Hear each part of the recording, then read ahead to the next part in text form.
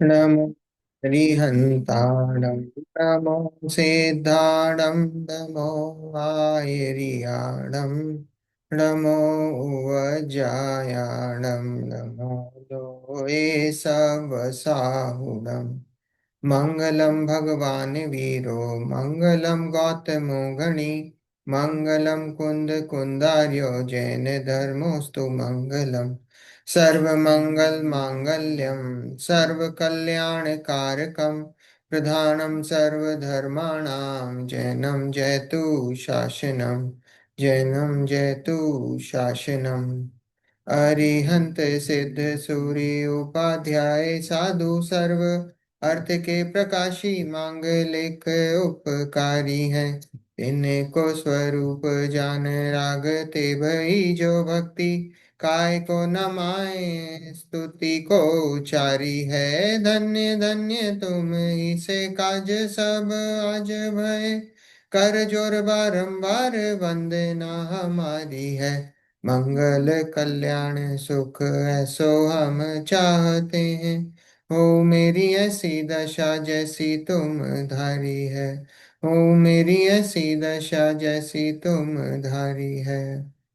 मंगल में मंगल करन वीतराग विज्ञान नमो ताहि जाते भय अरहंतादि महान। करि मंगल करियो महाग्रंथ करन को काज जाते मिले समाज सब पावे निज पद राज। मोक्ष मार्ग प्रकाशक ग्रंथ रहस्यपूर्ण चिट्ठी है ना।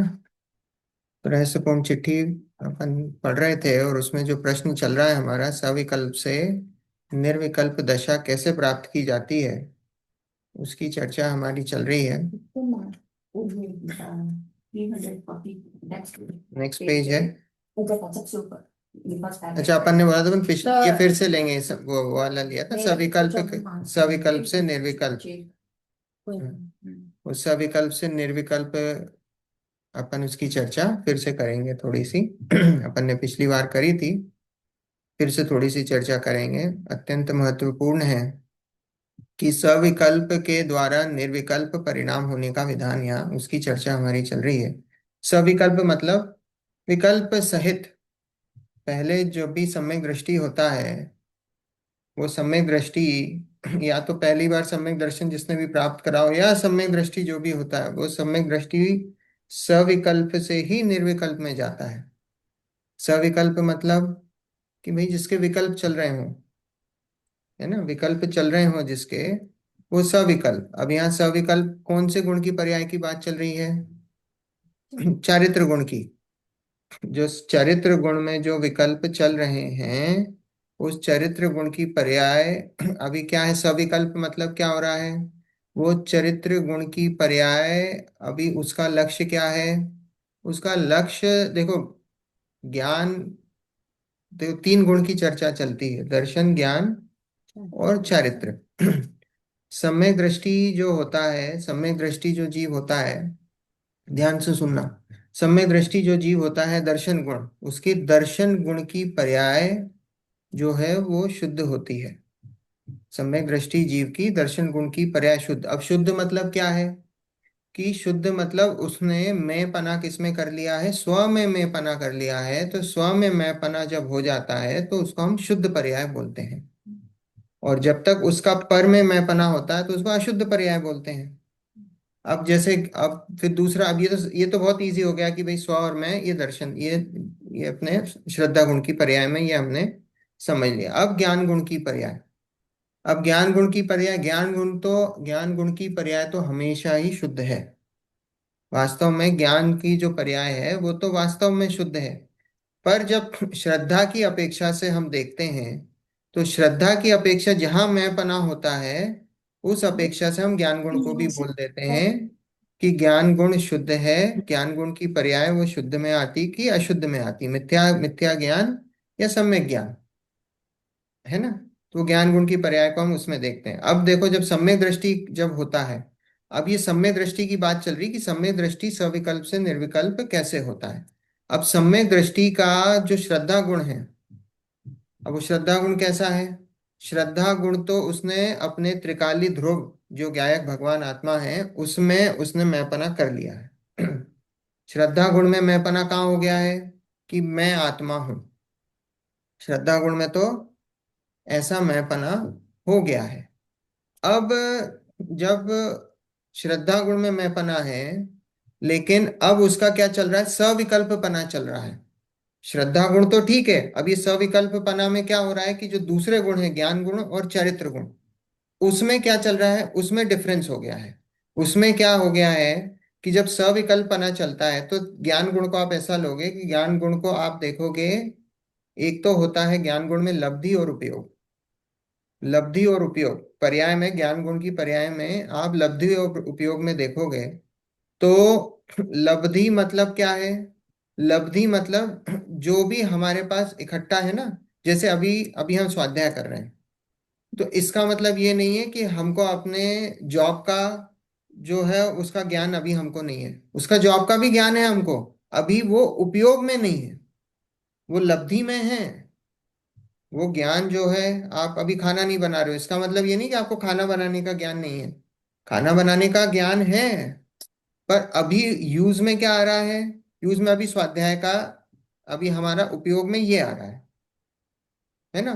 तो ऐसे ही सम्यक दृष्टि जीव का क्या होता है कि जब सविकल्प पना होता है, तो सविकल्प पने में जो उसने अपनी आत्मा को जाना था, तो वो जब आत्मा को जाना था वो ज्ञान कहाँ चला गया? वो लब्धि में चला गया है। और उपयोग में क्या आ रहा है? उपयोग में शुभ अशुभ परिणाम चल रहे हैं। उपयोग में अभी क्या चल रहा है? उपयोग में शुभ अशुभ परिणाम चल रहे हैं। लेकिन लब्धि में क्या है? लब्धि में वो आत्मा का ज्ञान है। लब्धि में वो आत्मा का ज्ञान है उसके पास, अभी उपयोग में नहीं है। ठीक है। अब अपन चरित्र गुण की तरफ जाओ, तो चरित्र गुण में क्या होता है? चरित्र गुण में भी ऐसा ही होता है। चरित्र गुण में उपयोग और परिणति होती है। चरित्र गुण में उपयोग और परिणति, जब जीव अपनी आत्मा में टिकता है तो क्या होता है कि वो जो उपयोग है वो अपनी आत्मा में उस समय टिकता है। अभी उपयोग में जब वो आत्मा में टिका, आत्मा की तरफ देखो, जब क्या होता है, श्रद्धा तो वैसी की वैसी, श्रद्धा में कोई चेंज नहीं। सम्यक दृष्टि की श्रद्धा, भले ही वो युद्ध कर रहा हो, खाना बना रहा हो, स्वाध्याय कर रहा हो, उसकी श्रद्धा में कोई फर्क नहीं है। क्योंकि श्रद्धा तो या तो इस तरफ है या उस तरफ है। ठीक है। तो श्रद्धा में कुछ नहीं। लेकिन जब हम बोलते हैं ना शुद्धोपयोग का काल है, हम बोलते हैं ना शुद्धोपयोग, तो शुद्धोपयोग का काल कैसा है कि वो जो अपने ज्ञान में देखा कि लब्धि और उपयोग, तो लब्धि और उपयोग, तो वो जो उपयोग है, वो उपयोग उस समय आत्मा को जानता है। वो जो उपयोग है उस समय की वर्तमान जो उपयोग, वर्तमान पर्याय, वो क्या कर रही है? वो आत्मा, आत्मोन्मुखी है, वो आत्मा को जान रही है। तो आत्मा को जान रही, तो वो जो उपयोग है वो आत्मा की तरफ है।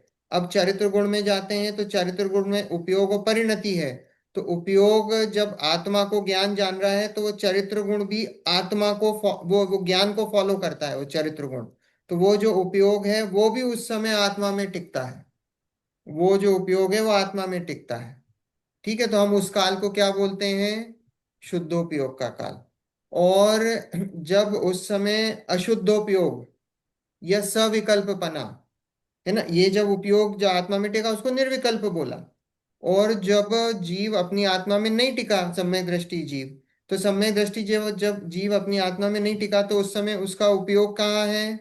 कि वो जो उपयोग है वो तो बाहर की तरफ है, पर लब्धि में जो ज्ञान है, लब्धि ज्ञान में वो आत्मा का जानना उसको बैठा हुआ है। जैसे हमने रसगुल्ले का स्वाद चखा, तो स्वाद चखा तो वो स्वाद अभी, अभी हमको, पर हमसे कोई पूछेगा तो हम बता देंगे रसगुल्ले का स्वाद, क्योंकि हमको पता है। वो अभी कहाँ है? हमारे उपयोग में नहीं है, पर वो लब्धि ज्ञान में है।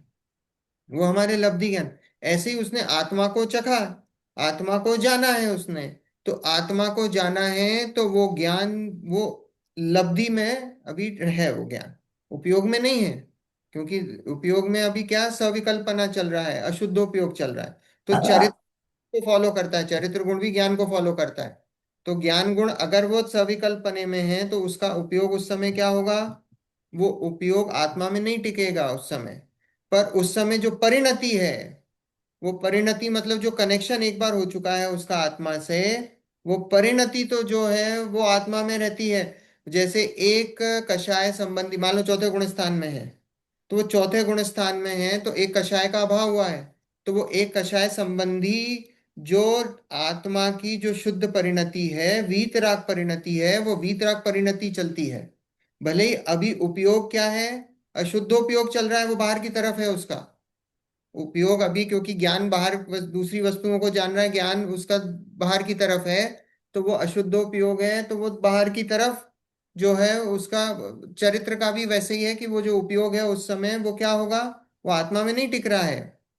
वो आत्मा में नहीं टिक रहा है, राग द्वेष चल रहे हैं। पर वो क्या हो रहा है कि उस समय जो परिणति है वो तो एक कषाय का अभाव संबंधी जितनी वितरागता है वो परिणति चलती है। मतलब ये कह सकते हैं कि बैकग्राउंड में चल रहा है। हाँ, वो बैकग्राउंड में चलती है, वो परिणति, वो परिणति चलती है। और जब वो शुद्धोपयोग का काल आता है तो वो जो उपयोग है उस समय, क्योंकि ज्ञान जो है वो आत्मा की तरफ है केंद्रित, तो वो उपयोग है चरित्र गुण का, वो भी आत्मा की तरफ ही केंद्रित हो जाता है। समझ में आया? तो ये ऐसा सविकल्पना और निर्विकल्पना ऐसा चलता है सम्यक दृष्टि की पर्याय में। ज्ञान गुण में उपयोग और चारित्र्य गुण में जो उपयोग है हम्म। सेम है दोनों। दोनों अलग अलग है, क्योंकि जो ज्ञान गुण का उपयोग है वो ज्ञान गुण का है, वो अनुभूति पूर्वक उपयोग बोल, उसको अनुभूति बोलते हैं। आत्मा की अनुभूति बोलते हैं ना, तो अनुभूति क्या है, वो ज्ञान गुण की पर्याय है। और ये जो उपयोग है जो चरित्र गुण का है उसको क्या बोलेंगे, उसको वीतरागता बोलेंगे। हालांकि शुद्ध परिणति जो चलती वो भी वीतरागता का ही अंश है, पर वो जो उपयोग है अभी उस समय आया है वो वीतरागता वेदन में आती है उस समय, शुद्धोपयोग के काल में। ऐसा है, बात आई समझ में? सविकल्पना और निर्विकल्पना। कोई डाउट इसमें? बस निर्विकल्पना बढ़ता जाता है जैसे जैसे इसके स्थान बढ़ेंगे। हाँ, तो अब निर्विकल्पना, अब जैसे जैसे क्या होता है कि जैसे जैसे आप आगे बढ़ते हो तो क्या होता है कि वो जो शुद्ध परिणति है वो जो है वो फर्स्ट लेवल की है, फिर 2 लेवल की हो गई, 3 लेवल की हो गई। तो जैसे जैसे कषाय का अभाव होता है वैसे वैसे वो बढ़ती जाती है, शुद्ध शुद्ध परिणति बढ़ती है और शुद्ध उपयोग बढ़ता है। अब देखो इसमें अपन ने ये शुद्धोपयोग अशुद्धोपयोग, ये अपनी भी चर्चा हो चुकी है। ये उपयोग तो वैसे देखा जाए, देखो एक तो ये उपयोग अपन ने देखा चरित्र गुण की और ज्ञान गुण की पर्याय, लेकिन अपन शुद्धोपयोग और अशुद्धोपयोग बोलते हैं। तो वो जो शुद्धोपयोग अशुद्धोपयोग है उसके भी अलग अलग तरीके से अलग अलग विवेक्षाएं हैं। एक तो ये शुद्धोपयोग अशुद्धोपयोग चारित्र गुण की अपेक्षा से बोला, क्योंकि उपयोग वहां पे भी है ना, कि अगर वो बाहर की तरफ है ज्ञान, तो ज्ञान को फॉलो करता है सविकल्पना, तो अशुद्धोपयोग। आत्मा को जान रहा है तो शुद्धोपयोग। अब इसमें हम एक और उपयोग, एक और डेफिनेशन क्या है शुद्धोपयोग और अशुद्धोपयोग की, कि उपयोग क्या है वास्तव में? उपयोग है ज्ञान दर्शन का व्यापार, उपयोग है ज्ञान दर्शन का व्यापार। और उस अपेक्षा से, उस ज्ञान दर्शन के व्यापार की अपेक्षा से हम वास्तव में वो जो ज्ञान दर्शन के अगर ज्ञान वो बाहर की तरफ जाता है, तो वो जो ज्ञान बाहर की तरफ जाता है तो उसको हम बोल देते हैं अशुद्धोपयोग, और अपनी तरफ जाता है तो वो शुद्धोपयोग। तो ऐसे ज्ञान में भी लग जाएगा वो शुद्धोपयोग अशुद्धोपयोग, और चरित्र में भी लग जाएगा, है ना। लेकिन मुख्य रूप से चरित्र गुण के ही अपेक्षा से कथन आता है शुद्धोपयोग और अशुद्धोपयोग का, है ना। मुख्य रूप से अधिकतर जहां अगर शुद्ध अशुद्ध शुभ और अशुभ इसकी जो चर्चा आती है, जो शुभ और अशुभ की विवेक्षाएं है ना, शुद्धोपयोग के 2 भेद हैं, शुभोपयोग और अशुभोपयोग। तो वो शुभ और अशुभ जहाँ पे विवेक्षाएं हैं वो सब चारित्रिक गुण की अपेक्षा से उसकी विवेक्षाएं हैं। ठीक है। देखो अपन यहाँ से प्रश्न से ही पढ़ते हैं वापस से। शुभाशुभ रूप है ना, शुभाशुभ रूप परिणमित होते हुए सम्यक्त का अस्तित्व कैसे पाया जाए? तो यहाँ पंडित जी, वहाँ पंडित जी तो उत्तर दे रहे हैं। प्रश्न जो है, एक ताक से आया है कि भाई 1982। शुभाशुभ रूप परिणमित होते हुए सम्यक्त का अस्तित्व 42। कैसे है? ओ। तो शुभाशुभ परिणमित होते हुए सम्यक्त का अस्तित्व मतलब जो सम्यक दृष्टि जीव है वो कैसा है, वो शुभ में भी और अशुभ उसके दोनों परिणाम होते हैं। तो बोले जब वो शुभ और अशुभ के परिणाम होते हैं तो सम्यक दर्शन कैसे टिका रहता है, ये प्रश्न है।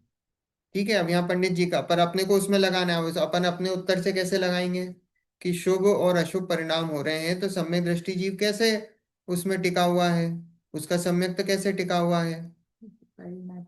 हाँ, परिणति है। और जो देखो अपन ने क्या देखा कि अभी शुभ और अशुभ मतलब सविकल्पपना।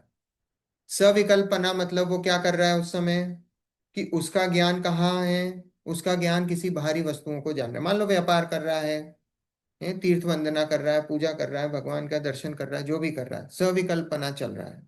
तो सविकल्पना चल रहा है इसका मतलब वो क्या कर रहा है, अपनी आत्मा को नहीं जान रहा उस समय। उस समय क्या कर रहा है वो, बाहरी वस्तु पर वस्तुओं को जान रहा है, पर वस्तुओं की तरफ उसका ध्यान है ना। तो पर वस्तुओं की तरफ उसका ध्यान है। तो अब उसका मतलब ये जो उपयोग है ज्ञान का वो क्या है, वो पर है।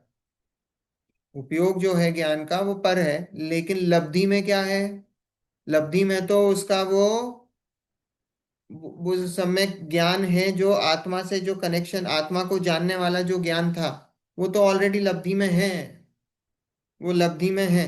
हम बोलते हैं कि नहीं 6 महीने में अगर सम्यक दृष्टि को आत्मा की अनुभूति नहीं हो तो सम्यक दर्शन छूट जाता है। वो कैसा है, क्योंकि वो जो लब्धि में जो था ना, जाना हुआ आत्मा था, वो लब्धि में जाना हुआ आत्मा था, उसका 6 महीने तक अगर आप जैसे रसगुल्ला है, आप कुछ साल नहीं खाओ तो क्या होगा, स्वाद भूल जाओगे। कोई बोले ना हमने कोई 10 साल पहले मिठाई खाई थी तो क्या बोलेंगे, ये मिठाई अरे हाँ खाई थी पर स्वाद याद नहीं है हमको। तो बस वैसे ही है, आत्मा जो वेदन में आया था, अब उसको 6 महीने हो गए, तो वो जो लब्धि में भी जो आत्मा का वेदन जो ज्ञान था वो लब्धि में था, वो लब्धि से भी चला गया। तो इसलिए क्या बोला कि इसका सम्यक दर्शन छूट गया, क्योंकि लब्धि में भी चल, अब जो चरित्र है वो ज्ञान को फॉलो कर, जब ज्ञान में ही नहीं बचा तो चरित्र में फिर वो नहीं बचेगा, क्योंकि ज्ञान ही करता है। तो ज्ञान में ही नहीं बचा, लब्धि में ही नहीं बचा, तो वो चरित्र उसको फॉलो करता है, तो वो मिथ्यात्व, श्रद्धा भी चली जाएगी, क्योंकि श्रद्धा भी जब ज्ञान में ही नहीं बचा तो श्रद्धा भी गई। जान की तो श्रद्धा होती ना, बिना जाने कैसे श्रद्धा होगी। तो जब ज्ञान में नहीं बचा तो श्रद्धा भी गई और उधर चारित्र भी गया।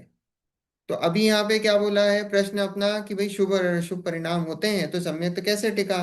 तो बोले कि जब उस समय उसका भले ही हमको ज्ञान कहाँ दिख रहा है, पर वस्तुओं को जानने में दिखाई दे रहा है, पर अभी लब्धि में वो, लब्धि में वो आत्मा को जानने का ज्ञान अभी उसका मौजूद है। और जब वो मौजूद है तो उसका हम चरित्र गुण को देखते हैं तो अभी उपयोग, चरित्र गुण में भी उपयोग और परिणति, वो जो उपयोग है वो भले ही बाहर की तरफ है, राग द्वेष की तरफ हमको दिखाई दे रहा है, राग द्वेष चल रहा है, पर अभी जो परिणति है वो परिणति मेंटेन है उसकी। वो जो एक कषाय संबंधी जो वीतरागता प्रकट हुई है वो परिणति अभी वो कायम है, वो चल रही है। तो इसलिए उस अपेक्षा से हम बोलते हैं कि भाई उसका सम्यक दर्शन मेंटेन्ड है ना। ये ये अपन ने इस लॉजिक से समझा, है ना। ये तो ये गुरुदेव के प्रवचनों में आता है, गुरुदेव के प्रवचनों में बहुत आता है ये। देखो, जैसे कोई गुमाश्ता सेठ के कार्य में प्रवर्तता है, उस कार्य को अपना भी कहता है, हर्ष विषाद को प्राप्त होता है, उस कार्य में प्रवर्तते हुए अपने और सेठ की जुदाई का विचार नहीं करता, परंतु अंतरंग श्रद्धान ऐसा है कि यह मेरा कार्य नहीं है, ऐसा कार्य करता गुमाश्ता साहूकार है।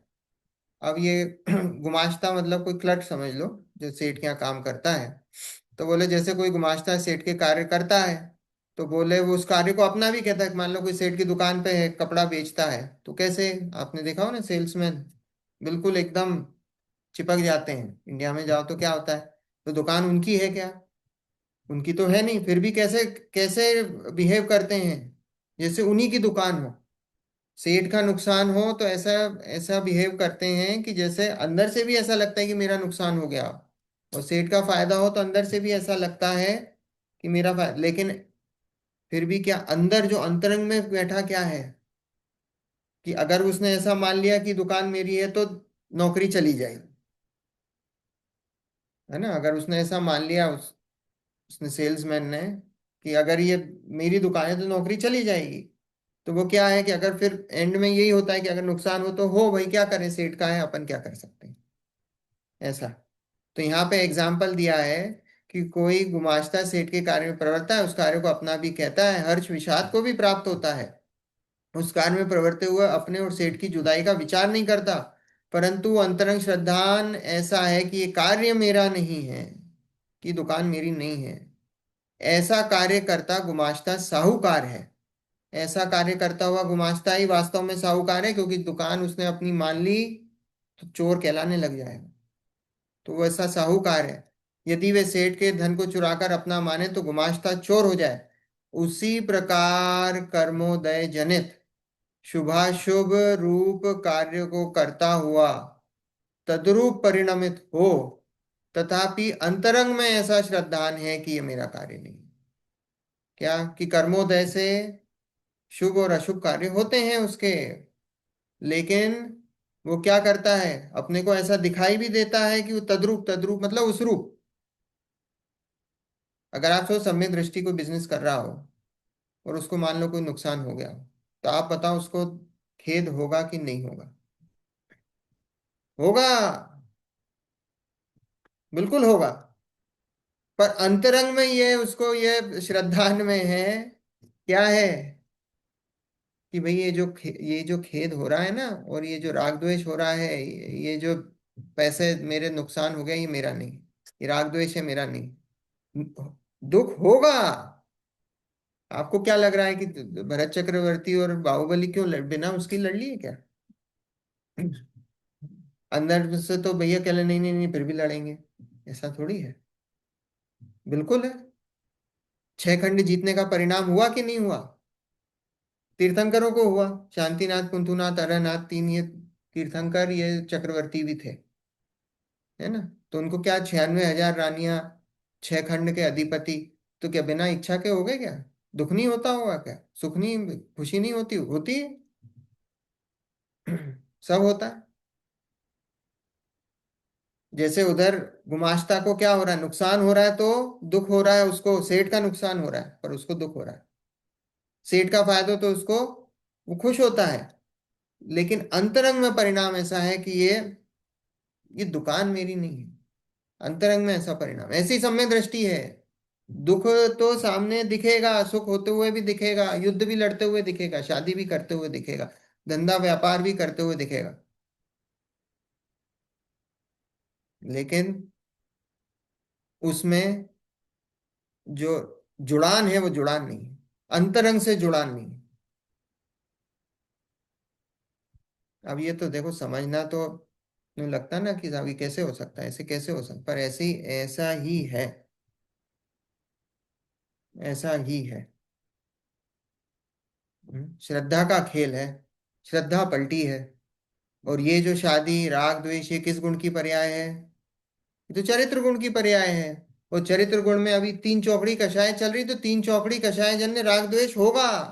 तो इस तीन चौकड़ी कषाय जन्य में व्यापार में नुकसान होगा तो उसको दुख होगा, है ना। शादी करने का परिणाम होगा तो होगा। क्यों? क्योंकि शादी करने का परिणाम तो पांचवें गुण स्थान की सातवीं प्रतिमा में छूटता है। ब्रह्मचर्य प्रतिमा सातवें, सातवीं प्रतिमा है पांचवें गुण स्थान में। उसके पहले शादी कर सकता कि नहीं कर सकता? कर सकते, शादी करने का परिणाम होगा, होगा। परिणाम अलग है, श्रद्धान अलग है। देखो ये बिल्कुल अलग, ये दो अलग अलग गुणों की पर्याय है, और उसको अलग अलग न्यारा न्यारा देखना है, समझना है। तो चक्रवर्ती चौथे गुण स्थान बढ़ती है, पांचवे गुण स्थान बढ़ती है। चक्रवर्ती तो चौथे गुण स्थानवर्ती है। ऐसे जीव, ये ऐसे जो जीव है ना, ये पांचवें गुण स्थान में जाते ही नहीं है। क्यों नहीं जाते हैं? क्योंकि इनकी भोगों की पराकाष्ठा होती है। पांचवा गुण स्थान तो क्या होता है? ये व्रत संयम वाला है, व्रत लेने पड़ते हैं, है ना। तो व्रत लेने पड़ते हैं, ये व्रत नहीं लेते हैं। चक्रवर्ती हुए, तीर्थंकर हुए, ये व्रत नहीं लेते हैं। क्यों? क्योंकि इनको भोगों की भी पराकाष्ठा है। तो जितने जितना समय, है ना, वो जितना समय वो मतलब श्रावक रहेंगे, तो जितने समय श्रावक रहेंगे वो भोगों की पराकाष्ठा रहेगी। तो जैसे कोई डायरेक्टली साथ में, सातवां। छठे के साथ में जाने के बाद भी छठे में झूलते हैं। हाँ, वो तो नियम है, छठा सातवां तो झूलते ही हैं। भरत चक्रवर्ती भी बोलते हैं ना, अंतर मुहूर्त में मुनि दीक्षा ली और अंतर मुहूर्त में केवल ज्ञान। तो उसके उस अंतर मुहूर्त में भी छठा सातवें में झूले में गए होंगे। बिना छठे सातवें के झूले के बिना काम नहीं होता है। छठा सातवें के झूले झूलते हैं, फिर उसके बाद सातवें में फिर पहुंचे, फिर श्रेणी मान ली और छपक श्रेणी मान के मोक्ष हो गया। वो बात अलग है, पर बिना झूला झूले होता नहीं है काम, है ना। और सातवां गुण स्थान भी जब तक मुनि मुनि बाहर से मुनि नहीं होंगे, जब तक सातवां गुण स्थान नहीं होता। ऐसे ही निमित्त नैमित्तिक संबंध है। कोई बोले कि साहब ऐसे कपड़े पहने, नहीं होता, नहीं होता। वो कषाय भी ऐसे ही है कि वो कषाय वो नहीं जाती है जब तक बाहरी, उसके पहले कषाय, उस कषाय जाने के पहले कपड़े छोड़ने का परिणाम हुए बिना रहता नहीं, है ना। ऐसा है। वो जो प्रत्याख्यान वर्ण कषाय है वो कैसे जाती है? वो जब जाती वही है कि जब वो कपड़े छूटेंगे, फिर उसके बाद चली जाती है। ऐसे ही है उसका, ऐसा निमित्त नैमित्तिक संबंध। और भरत चक्रवर्ती ने तो ऐसा कुछ नहीं किया, वो तो जैसे राजसी ठाट बाट में थे वैसे ही उनको मोक्ष हो गया था, या वो पहले मुनि बने फिर वो भी क्षण भर के लिए और फिर मोक्ष हुआ उनको? मुनि मुनि बने बिना 3 काल में मोक्ष नहीं हो सकता, तो है वो ना। मुनि बने थे थोड़े से टाइम के लिए। बिल्कुल, बिल्कुल, बिना मुनि बने मोक्ष नहीं होता है। अब वो कितने कोई दिन के लिए अंतर मुनि मुहूर्त बने? के लिए बना, कोई 1 साल के लिए बना, कोई 1000 साल के लिए बना, वो बात अलग हाँ। है ना। बिना मुनि बने गुणस्थान नहीं बढ़ता है। कपड़े पहने हुए से 5वें गुणस्थान तक पहुंच सकते हो, उसके ऊपर की जितने भी गुणस्थान हैं वो सब मुनियों के हैं। ये श्वेतांबर परंपरा है कि श्वेतांबर परंपरा में झाड़ू लगाते लगाते मोक्ष हो गया, हम्म। है ना।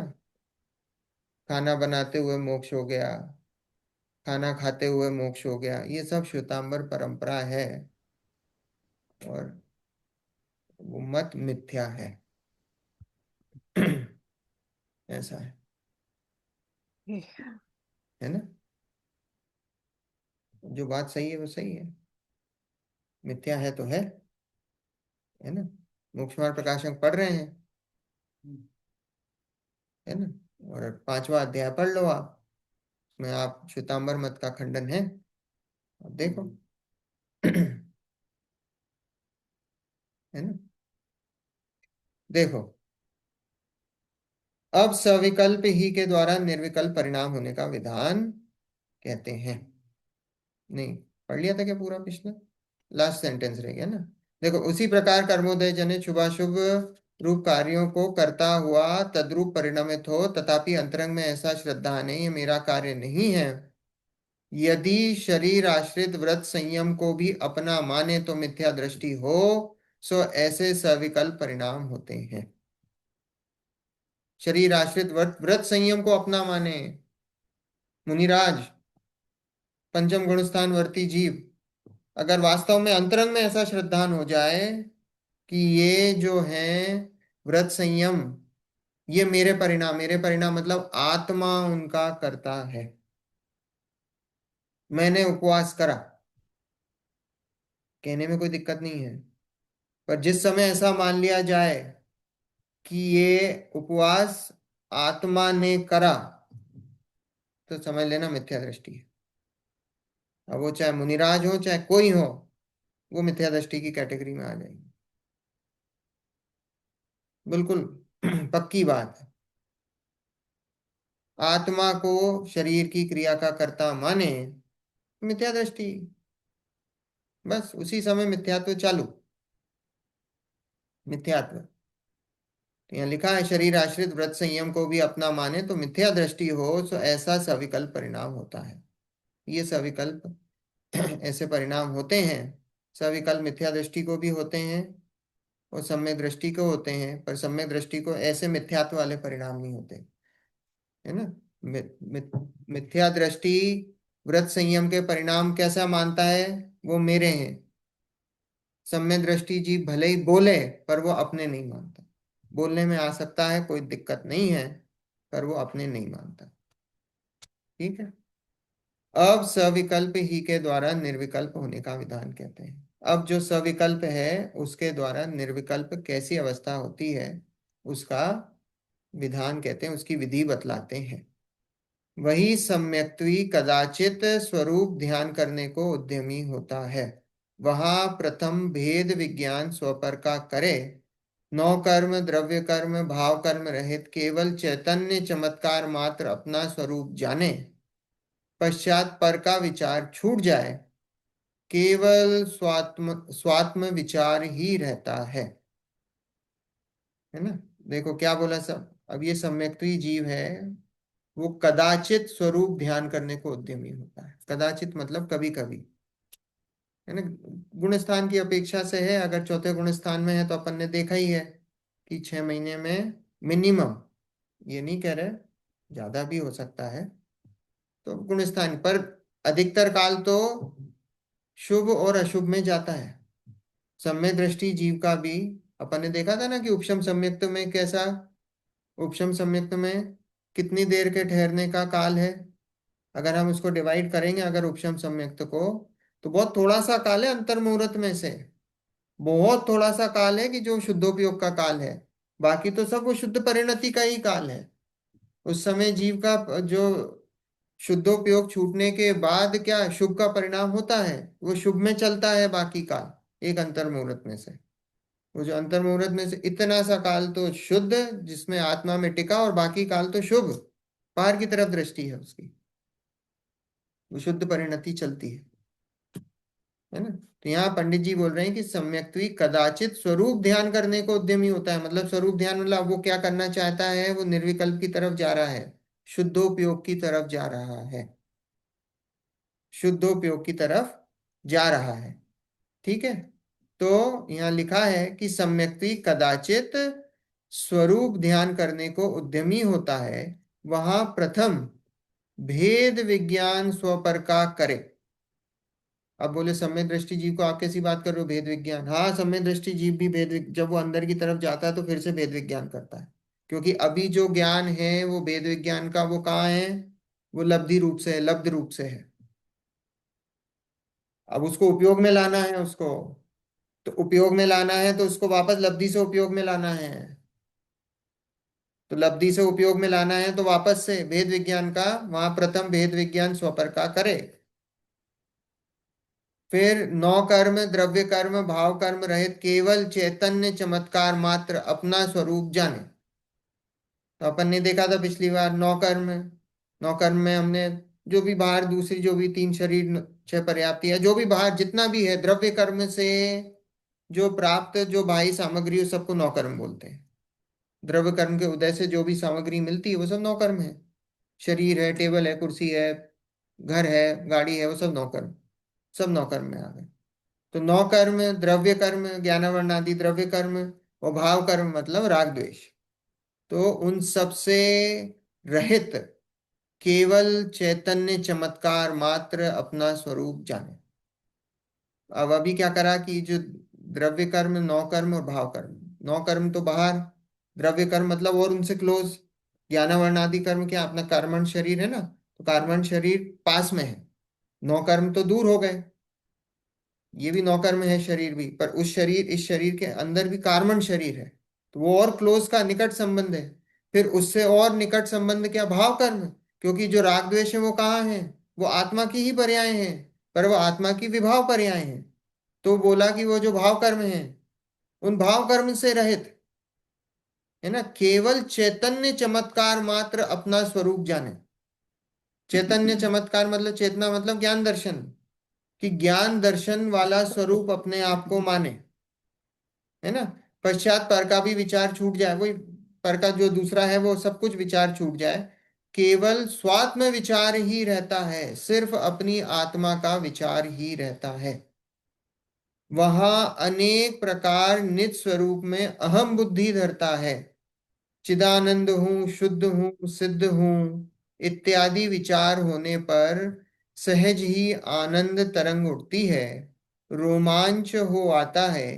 तत्पश्चात ऐसा विचार छूट जाए, केवल चिन्ह मात्र स्वरूप भासने लगे, वहां सर्व परिणाम उस रूप में एकाग्र होकर प्रवर्तते हैं।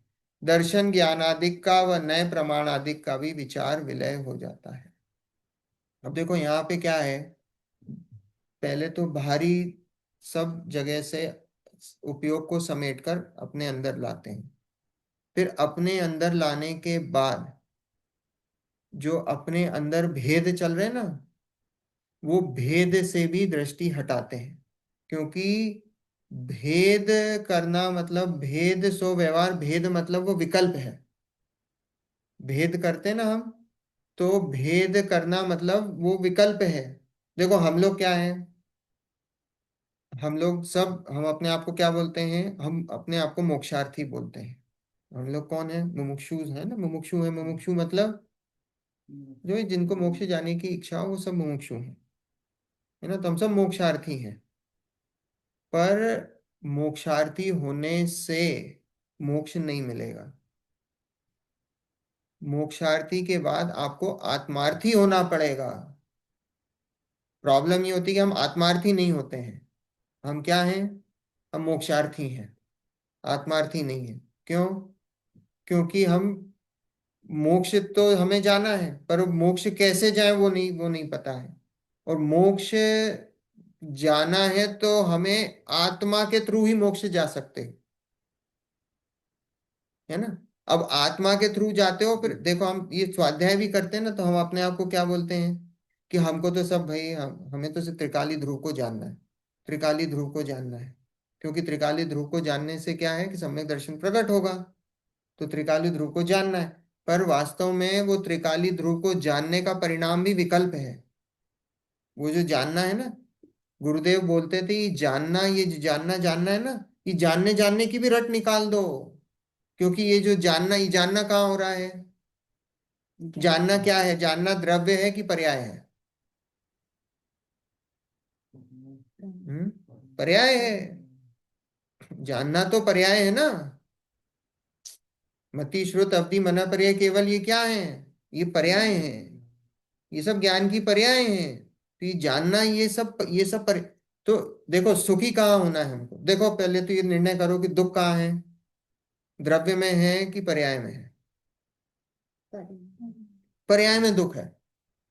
तो हमको वो जो सुख है, वो सुख क्या है, वो सुख द्रव्य में है कि पर्याय में है? वो सुख जो उत्पन्न करना है, हमको प्रकट करना है, वो कहाँ करना है, द्रव्य में प्रकट करना है कि पर्याय में प्रकट करना है? पर्याय में प्रकट करना है। द्रव्य में क्यों प्रकट करना है? द्रव्य तो निष्क्रिय है।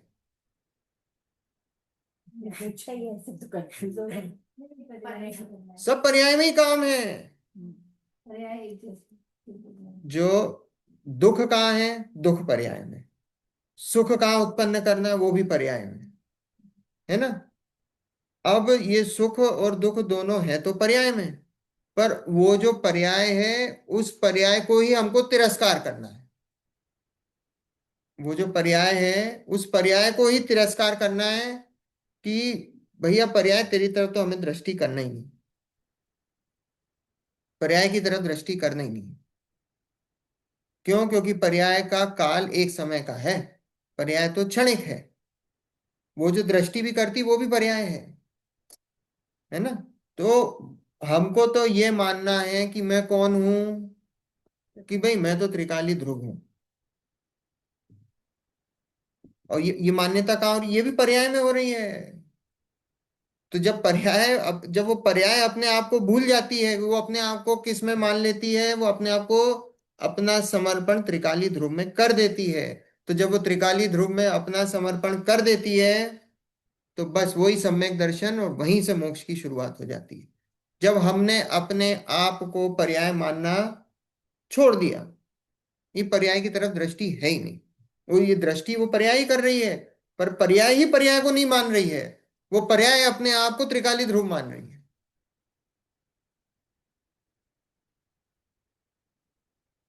बात आई समझ में? हम जब अपने आप को ये मानना शुरू कर दें मैं तो आत्मा हूं, बस अब उसमें ना जान, ना ज्ञान, ना दर्शन, ना सुख, मैं आत्मा हूं, ये जो जानने की भी जो क्रिया हो रही है वो अपने आप हो रही है। एक एक जो पर्याय उत्पन्न हो रही हैं वो सब अपने आप उत्पन्न हो रही हैं, मैं उसका कर्ता नहीं हूं। है ना? ये यही क्रमबद्ध है। क्रमबद्ध और क्या है? क्रमबद्ध पर्याय और क्या है? यही तो है। ये क्रमबद्ध इसी तरफ ले जाना चाहता है कि भाई वो स्वतंत्र है, मैं एक एक पर्याय स्वतंत्र, मैं उसका कर्ता नहीं हूं। मैं तो कौन हूं? मैं तो आत्मा हूं।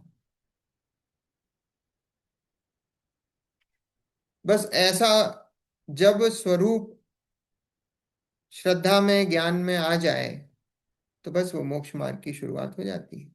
बस वही मोक्ष मार्ग है, इसके अलावा और कोई मोक्ष मार्ग नहीं है।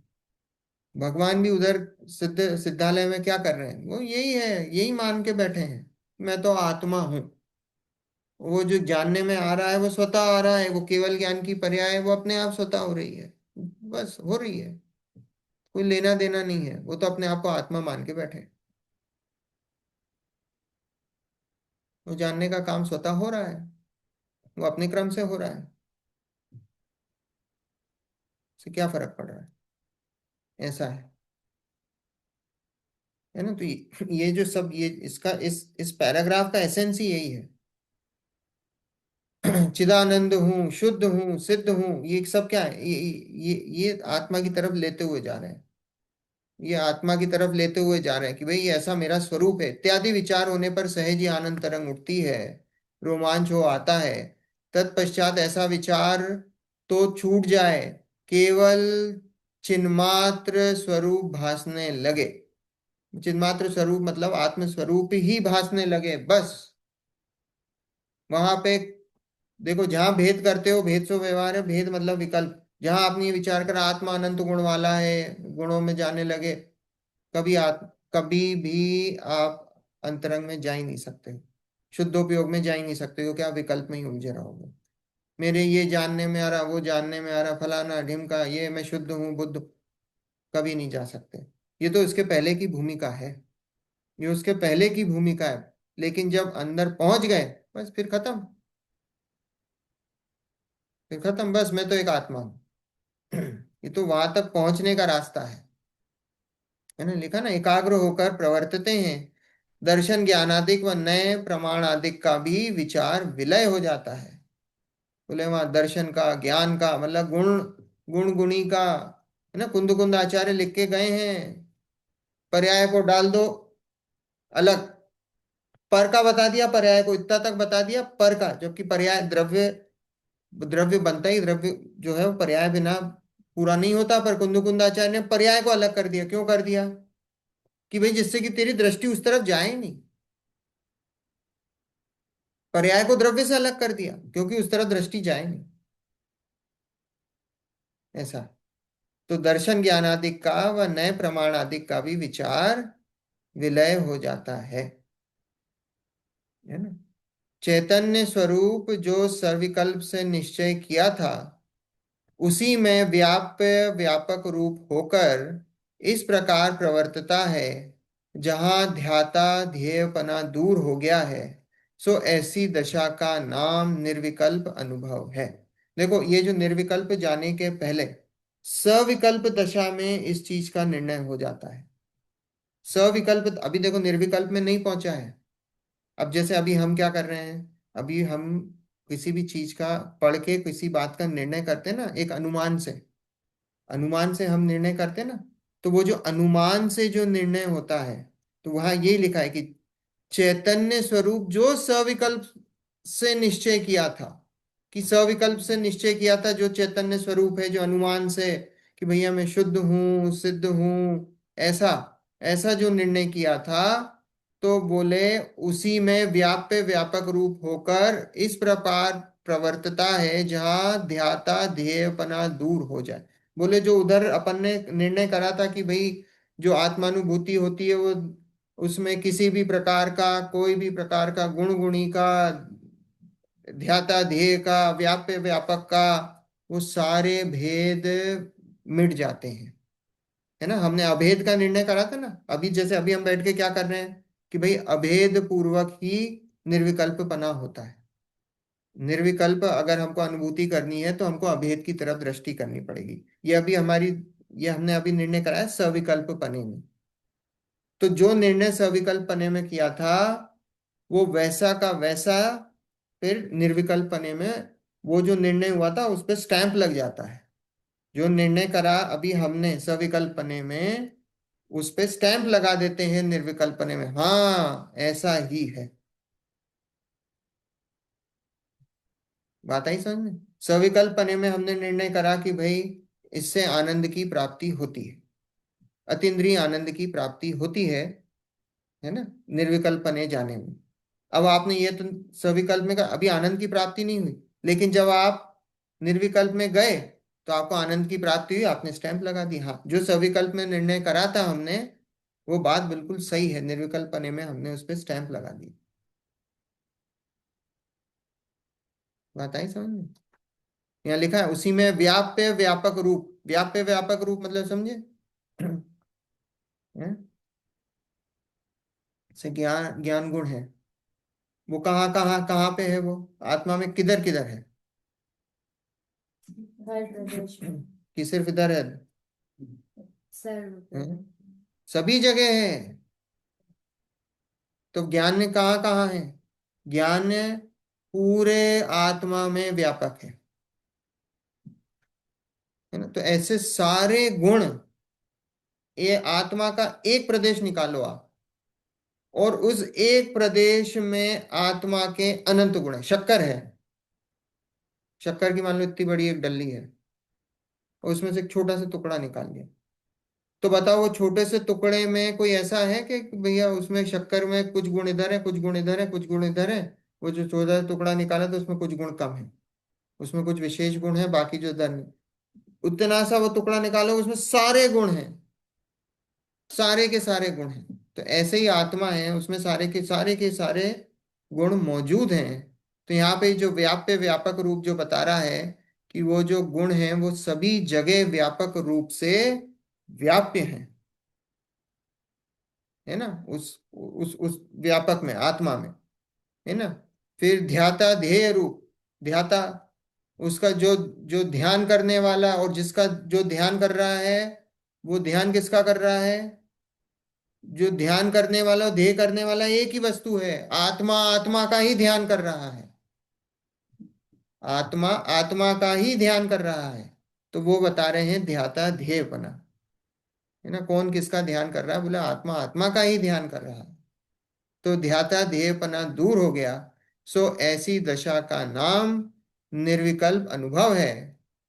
फिर बड़े नए चक्र ग्रंथ में ऐसा ही कहा है, देखो। तच्चाणे सड़काले समयं बुज्झेहि जुत्तिमग्गेण नो आयायण समये पच्छक्को अणुहवो जम्मा, है ना। तच्चाणे सड़काले समयं बुज्झेहि जुत्तिमग्गेण, है ना। तत्व के अवलोकन, अवलोकन मतलब खोज, है ना, अन्वेषण, खोज। तत्व के अवलोकन का जो काल, उसमें समय, समय मतलब आत्मा, है ना। तो तच्चाणे सण काले, ना, तच्चाणे सण काले मतलब तत्व के खोज का जो काल है उसमें समयम, उसमें समय अर्थात शुद्धात्मा को युक्ति अर्थात नए प्रमाण द्वारा पहले जाने, है ना। युक्ति मतलब तर्क लगा लो, तो अर्थात नए प्रमाण द्वारा पहले जाने, पश्चात आराधन समय जो अनुभव काल, उसमें नए प्रमाण नहीं है, क्योंकि प्रत्यक्ष अनुभव है। वस्तु को पकड़ना है पहले, तो हम क्या करते हैं, भेद से वस्तु को पकड़ते हैं, भेद कर करके वस्तु को पकड़ते हैं। शक्कर को पकड़ना है तो कैसे, भाई मीठी होती है, उसके मिठास से, एक गुण से हम उसको पकड़ते हैं कि भाई, और फिर जहां मिठास आती तो हम कैसे समझ जाते हैं, भाई इसमें शक्कर है। इसमें मिठास है, इसमें शक्कर है। तो वस्तु को पकड़ने के लिए हम उसका भेद कर करके, तो वो लिखा है यहाँ पे कि नए से, प्रमाण से, युक्त, अनेक युक्तियों से हम वस्तु को, आत्मा को जानना है। तो कैसे जानेंगे, भाई ज्ञान से, दर्शन से, अलग अलग भेद विज्ञान से, अलग अलग तरीके से उसको बताएंगे, समझाएंगे आत्मा को कि भाई आत्मा होती है, कैसी वस्तु होती है, अमूर्तिक होती है, उसको समझाने के लिए अलग अलग तरीकों से उसको समझाएंगे। तो यहाँ लिखा है नए प्रमाण द्वारा पहले जाने। किसको, आत्मा को, संयम, समय अर्थात शुद्धात्मा को, युक्ति अर्थात नए प्रमाण द्वारा द्वारा पहले जाने। पश्चात आराधन समय जो अनुभव काल, उसमें नए प्रमाण नहीं है, क्योंकि प्रत्यक्ष अनुभव है। जब अनुभव में करते हो तो फिर क्या है, नए प्रमाण नहीं। जब आप मिठाई बनाते हो, है ना, तो मिठाई बनाते हो तो क्या करते हो, मान लो खीर बना रहे हो, उसमें दूध भी डालोगे, चावल भी डालोगे, शक्कर भी डालोगे, नमक भी डालोगे, अभी सारी चीजें डाल लोगे। और जब खाते हो तो ऐसे अलग अलग स्वाद लेके खाते हो क्या, अब ये मुझे नमक का स्वाद आ रहा है, मुझे चावल का स्वाद आ रहा है, मुझे शक्कर का स्वाद आ रहा है, ऐसा आता है क्या, नहीं। वो तो एक अखंड खीर का स्वाद आता है। आप क्या बोलते हो, खीर बहुत अच्छी बनी। वहाँ ये थोड़ी बोल रहे नहीं इसमें शक्कर अच्छी है, नहीं इसमें ये चावल अच्छे हैं, इसमें दूध अच्छा है, ऐसे थोड़ी बोलते। तो पूरी एक खीर का स्वाद लेते हो, खीर अच्छी है। क्यों, क्योंकि अगर आप एक एक चीज अलग अलग उसमें डिस्टिंग्विश करने हो तो आप भूल जाओ, तो आप स्वाद तो निकाल ही नहीं पाओगे। स्वाद नहीं ले पाओगे, अखंड वस्तु का स्वाद होता है। तो ऐसे ही जब अनुभव का काल होता है, आत्मा को अनुभवते हो, तो क्या होता है, तो अनुभव के काल में उसमें नए प्रमाण नहीं है, उसमें भेद नहीं करते हो, क्योंकि अब तो वस्तु पकड़ में आ गई। अब वस्तु पकड़ में आ गई तो नए प्रमाण छोड़ दो। नए प्रमाण का सहारा ही इसलिए था वस्तु पकड़ने के लिए। तो बोले वस्तु पकड़ में आ गई, नए प्रमाण नहीं है, क्योंकि प्रत्यक्ष अनुभव है, वस्तु अनुभव में ले रहे हो, खीर का स्वाद चख रहे हो, है ना। देखो आगे एग्जाम्पल दिया है पंडित जी ने। जैसे रत्न को खरीदने में अनेक विकल्प करते हैं, जब प्रत्यक्ष उसे पहनते हैं तब विकल्प नहीं है, पहनने का सुख ही है। इस प्रकार सविकल्प के द्वारा निर्विकल्प अनुभव होता है। बोले रत्न को खरीदने जाते हैं, ज्वेलरी खरीदने जाते हैं, क्या होता है, कितना दिमाग लगाते हैं आप सोचो। तो ज्वेलर्स भैया इसमें कितना सोना है, इसमें कितने के रत्न हैं, कितना क्या है, 100 चीजें दिखाएगा तो एक आध कोई चीज जमेगी, है, कितना दिमाग लगाते हैं वो, लगाते कि नहीं। ज्वेलरी खरीदने जाते हैं तो क्या होता है, पहन के देखेंगे, ये करके सब सब कुछ चलता है। तो बोले उसे खरीदने में अनेक विकल्प करते हैं, जब प्रत्यक्ष उसे पहनते हैं तब, और जब एक बार फिर ले ली और फिर जब उसको पहना, तो फिर क्या है, फिर वो पहनने का ही सुख है। फिर वहां पे फिर ये विकल्प नहीं है कि अरे ये वो नहीं है, ये ऐसा नहीं है, इसमें ये रत्न वो कम हो गया, या इसमें ये हो गया, अब कुछ नहीं है। अब तो बस पहनने का सुख है। तो इसी प्रकार सविकल्प के द्वारा निर्विकल्प अनुभव होता है, कि पहले तो सविकल्प में रहता है, जब निर्णय करना होता है तो निर्णय करने में सविकल्प दशा होती है। पर जब एक बार निर्णय हो गया, ले लिया रत्न, ले लिया, ले ली ज्वेलरी, फिर क्या है, फिर तो पहनने का सुख है, फिर तो बस अनुभव करने का सुख है। मयूर जी, मैं एक क्वेश्चन पूछना चाह रही हूँ आपसे। हो सकता है ये बिल्कुल ही डम क्वेश्चन हो, लेकिन फिर भी पूछ लेती हूँ। मैं ये पूछ जो लीजिए। अभी पिछले पैराग्राफ में लिखा हुआ है, सो ऐसी दशा का नाम निर्विकल्प अनुभव है। ये हम्म निर्विकल्प अनुभव टेम्परेरी होता है, या ये एक बार हो जाता है तो हो ही गया तो ये सदा के लिए? निर्विकल्प अनुभव जो है वो टेम्पररी है। ये जो अभी सम्यक दृष्टि जो जीव है जिसकी यहाँ चर्चा चल रही है, वो जो निर्विकल्प अनुभव है वो टेम्पररी है। क्यों? क्योंकि वो निर्विकल्प और सविकल्प में गोते खाता रहता है ना। अपन ने देखा ना, सम्यक दृष्टि को 6 महीने में एक बार निर्विकल्प मिनिमम, चौथे गुण स्थान वाले को मिनिमम 6 महीने में एक समय के लिए निर्विकल्प अनुभव होता है। तो बाकी समय सविकल्प चलता है उसको, हम्म, है ना। निर्विकल्प मतलब विकल्प रहित, हम्म। निर्विकल्प मतलब विकल्प रहित, सविकल्प मतलब विकल्प सहित। तो ये ठीक है। गोते खाता रहता है, ये पूरी तरह एक्सपायर हो जाता है, फिर से शुरू करना पड़ता है प्रोसेस? नहीं, तो अपन ने ये देखा ना कि वो पूरी तरीके से एक्सपायर नहीं होता है, क्योंकि सम्यक दर्शन उसका जब तक टिका हुआ है, जब तक वो पूरी तरीके से नहीं है ना। अच्छा। अपन ने देखा ना, चरित्र में उसकी शुद्ध परिणति वो चलती रहती है। ज्ञान में भी वो जो लब्धि पूर्वक जो है, वो हम्म, वो आत्मा का अनुभव अभी विद्यमान है ज्ञान में भी। हम्म, लेकिन अगर वो छूट गया तो फिर वापस से शुरू करना पड़ता है। लेकिन अगर उसको सविकल्प से सम्यक दृष्टि जीव को भी निर्विकल्प होना है, तो उसका ये प्रोसेस बताया है कि उसमें भी सविकल्प से पहले वो धीरे धीरे विकल्प छूटते हैं। मान लो कि कोई अशुभ में काम कर, अशुभ की क्रिया चल रही, गुस्सा आ रहा है उसको, तो गुस्से से सीधे निर्विकल्प में नहीं जा सकता, उसके पहले उसको शुभ में आना ही पड़ेगा। वो शुभ में आता है, शुभ में आने के बाद ये जो है ना, ये शुभ ही तो है, चिदानंद हूँ, शुद्ध हूँ, सिद्ध हूँ, बुद्ध हूँ, ये क्या है? ये सब क्या है? ये सब शुभ की क्रिया है। ये शुभ के शुभ में आता है, अशुभ से शुभ में आता है, और शुभ से फिर निर्विकल्प में आता है। ऐसा है ना। तो निर्विकल्प थोड़े समय के लिए होता है, बहुत थोड़े समय के लिए होता है, पर वो निर्विकल्प वो गुणस्थान मेंटेन करने के लिए वो जरूरी है, वो होता ही है। नहीं तो वो गुणस्थान में नहीं रहेगा, वो नीचे गिर जाए, ओके, थैंक यू। है ना। देखो, समय हो गया है, कल अपन इसकी बात और आगे बढ़ाएंगे। कल अच्छी चर्चा है, मन की चर्चा है।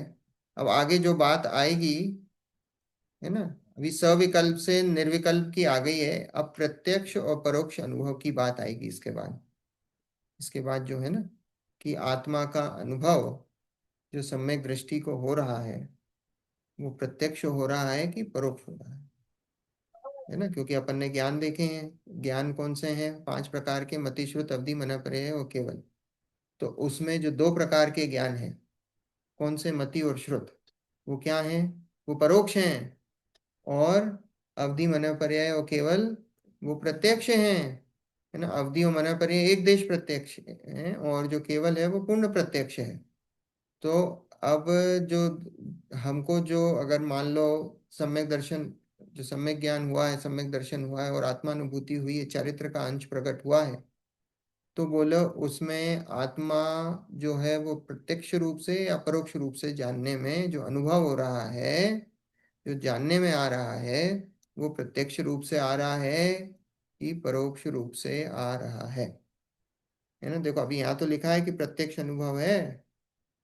अब ज्ञान तो आपका मति श्रुत है, और वो श्रुत ज्ञान ही काम कर रहा है। तो बोले वो कैसे काम कर रहा है, प्रत्यक्ष की परोक्ष? बहुत सुंदर चर्चा है आगे, है ना। तो वो अपन आगे कंटिन्यू करेंगे। चलो, जिनवाणी स्तुति।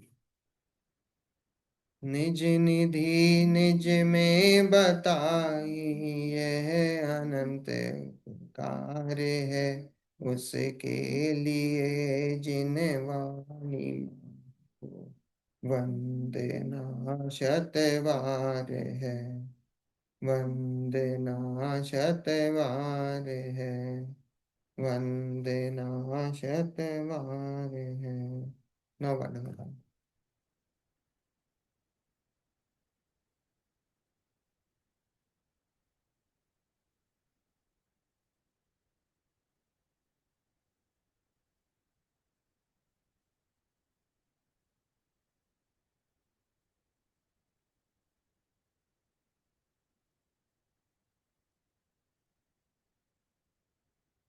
जय जिनेन्द्र। जय जिनेन्द्र। जय जनेन। जय जिनेन्द्र। जय जिनेन्द्र।